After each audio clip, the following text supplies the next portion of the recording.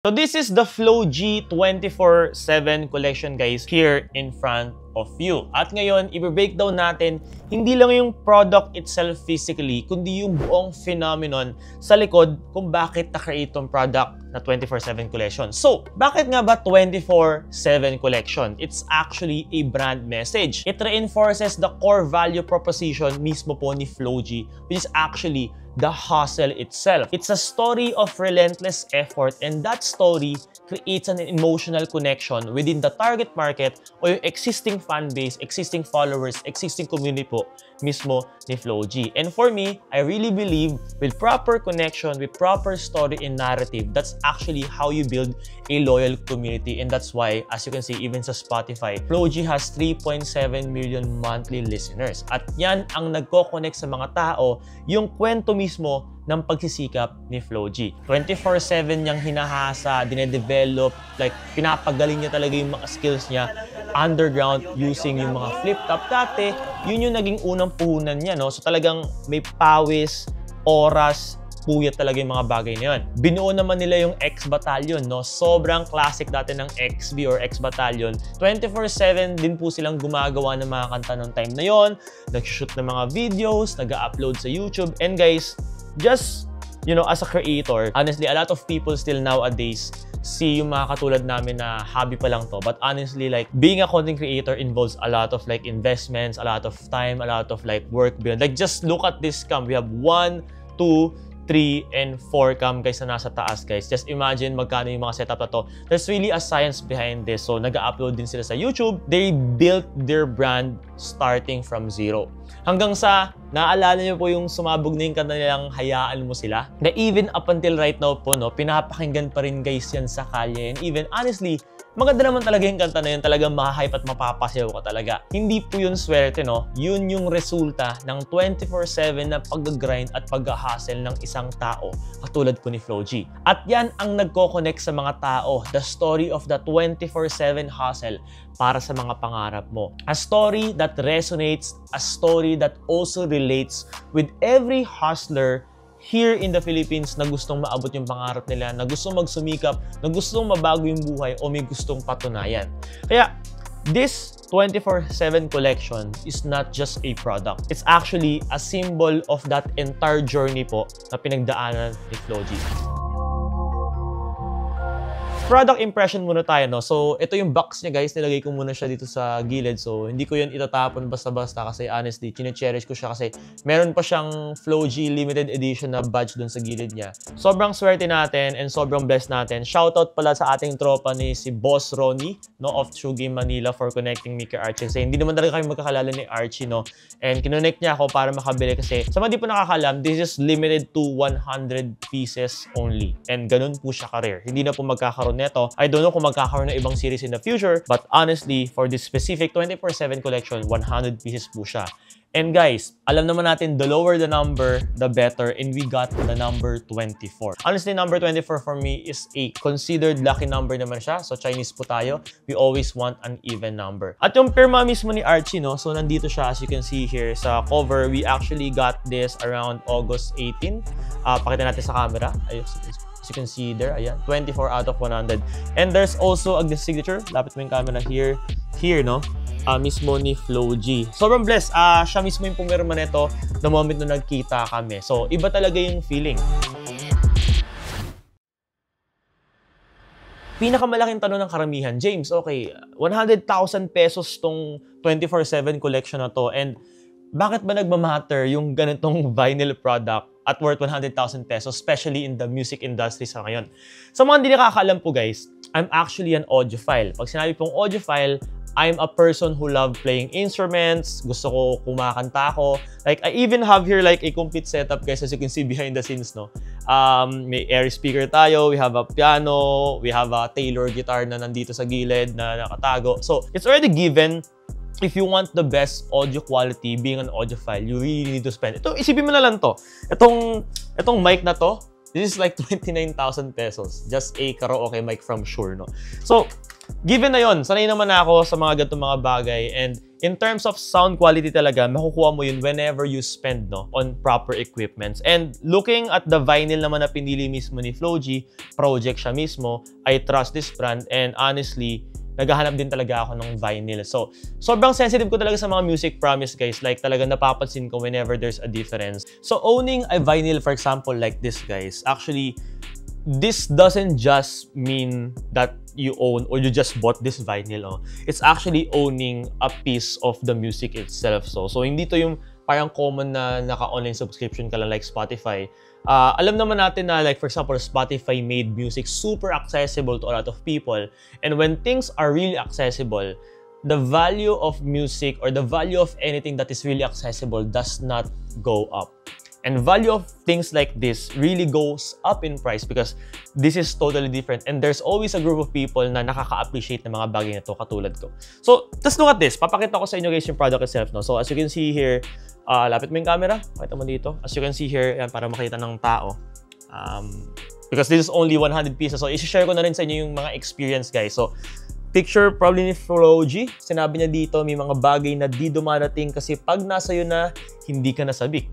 So, ibig sabihin, he is expressing something na gusto mo ma-achieve isang bagay, pero the moment na ma-achieve mo siya, mapapansin mo ba na nangyari din sa'yo na meron kong gustong bagay, pero once na na-achieve mo na siya, for example, bagong kotse, nakabili ka ng bagong kotse, nabili mo na siya, after 1 month, hindi ka na excited. It always happens. And then there's text here, Sabi niya dito, akala ko dati pariwara na buti na lang naniwala. Akala ko dati wala nang pag-asa maulnan ng biyaya. So, seeing a vinyl like this is like seeing a painting. It gives you a message kung saan nang galing tong mga bagay na to. So, check natin yung laman niya guys. Papakita ko sa inyo guys. Actually, na-unbox naman na namin to guys dun sa short form video na ginawa natin. But for the sake of this video, na mga first time makapanood, papakita ko sa inyo. So, ito yung pinaka-favorite ko dito. So, there's actually, sabi niya dito, tigasityo. So, di ko alam kung anong tawag dito. But, sobrang nakaka-touch. Flow-G, ang galing mo. Meron siyang pictures dito ng bata siya. I believe baka ito yung mother niya. And ito siya dati, nung good old days talaga niya. Representing the 24/7 hustle guys na ginagawa po ni Flow-G para mapag-start. There's also a lyrics, which is where here, pwede mo siya makita lahat. As you can see here, ayan siya lahat, 24/7. And may isa ako na-appreciate dito, Like, you can see really Archie is an artist and hindi siya selfish. Sinama niya po dito yung mga artist. Like, even the vinyl manufacturer, creative director, photographer, and graphic artist mismo ng mismong collection na to. And it also has this parang magazine na siguro tinatry niyang ipakita yung expression niya, Napakaganda. Very artistic. Honestly, na-appreciate yung mga bagay na ganito. And when it comes to disc, ito po siya mismo. Ito natin sa inyo. Ayan siya. So, there's a side A, as you can see here. Ayan siya, pakita natin. And there's a side B. So, sa mga di nakakalam, ang vinyl po is 2 sides po siya. So, pag naubos mo na yung music sa first side, pwede mo naman siya balik na rin para mapakinggan yung kabilang side. And it's actually also declared here, Patong ko lang muna to here. Sorry na. It's also declared here sa box na to. Ayan, makikita ninyo. So, sa side A, it's Sargo, Telebabad, Amat na, 24/7, Big Dream, and Got You. Sa side B naman, it's 8080, Local, Ha, Reply, Una Lagi, Ayos Ba. So, yun yung mga kanta. It's total of 6 songs na nilabas ni Flow-G on his birthday. So, the vinyl na kasama po is a Project T1 Evo BT, specifically yung model na to. It's specially curated and crafted po para kay Flow-G mismo. This is a real instrument that is basically handmade from U-Group. So, imported pa talaga siya. At para sa sound test, guys, gagamit tayo ng Edifier speakers because I believe most of the people actually have Edifier speakers out there. So, although I have an Air speakers, but I want to use a common speakers. So, honestly, sobrang ganda naman ng Edifier speaker. So, kabit natin siya para matesting natin siya, guys. So, let's test the side A muna. Yan. So, lagay natin siya, guys. Shoot lang natin. Dahan-dahan lang tayo. So, alam ko, first time ko to, guys, First time ko tong i-play.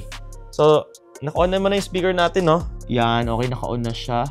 Pakinggan natin, guys, kung gaano kaganda yung tunog. They always say that playing on vinyl is always different comparing to listening on online streaming. Because this is basically song already embedded in the disc, which basically means na mas mataas yung bitrate. Ito yung highest bitrate as much as possible na pwede mong ma-experience from the song, depende kung anong vinyl yung binili mo. But for this one, again, we're gonna listen on the 24/7 collection by Flow-G. So tara, buksan na natin siya. So may switch to dito. There's 1 and 2 button. Ibig sabihin lang naman ito is speed. So pag 2, mas mabilis siya. Pag 1, ito yung normal niya. So pag binuksan natin ito, I believe iikot na to. Ayan na, umiikot na siya guys. Wow. Pakinggan natin. Iangat lang natin to. Tanggalin muna natin yung kanyang cover. Is this one? Tanggalin natin here. Again, we're using an Edifier MR4 speakers here, left and right. Kung gusto mo na ito guys, nandiyan na rin yan sa baba. Link in the description below. Sobrang mura lang. 4,000 pesos. Pero napaganda ng quality. Let's go in 5, 4, 3, 2, 1.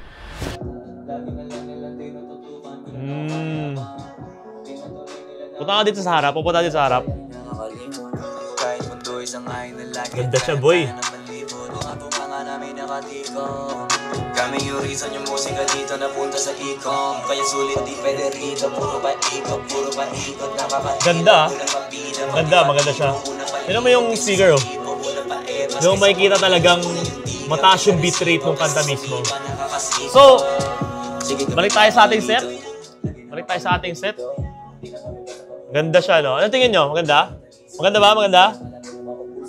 Maganda, maganda, maganda, maganda, maganda, maganda, maganda. Okay. Stop. Pag pines mo ng dalawa, bibilisan. Try naman natin yung kabilang side.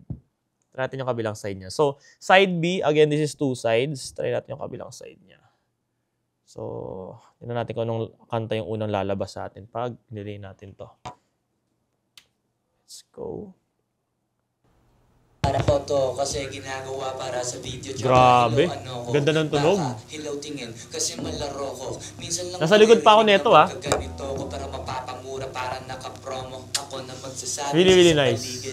Mga tao di kasangkapan para gamitin. Okay.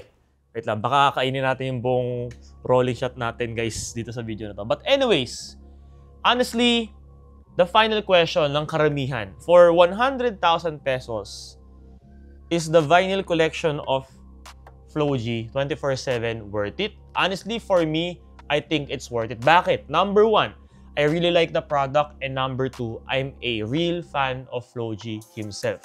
It may not be worth for other people, but at the end of the day, guys, it's just a preference, no? So, it's an art.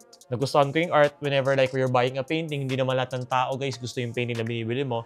It's also the same thing here, no? So, yun lang. I hope na-inspire kayo guys sa kwento ni Flow-G at sa art piece na to. Again, this is James Afante, also known as Kuy James. And again, if you like the Edifier speaker, by the way guys, link in the description na rin below. So see you guys sa next video. Peace out.